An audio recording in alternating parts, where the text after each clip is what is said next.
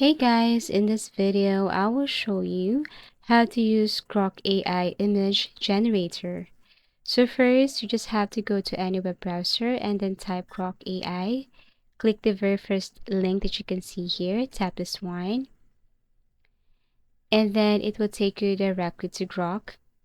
Now you have to wait for a couple of seconds as it is processing. You can also tap Learn More to know more about this AI platform, or you can basically tap Try Now. So here it is. So this is Grok AI. And what you're going to do is you just have to click or select any of the option here. If you want to ask a help for research, how to analyze, create images, or code.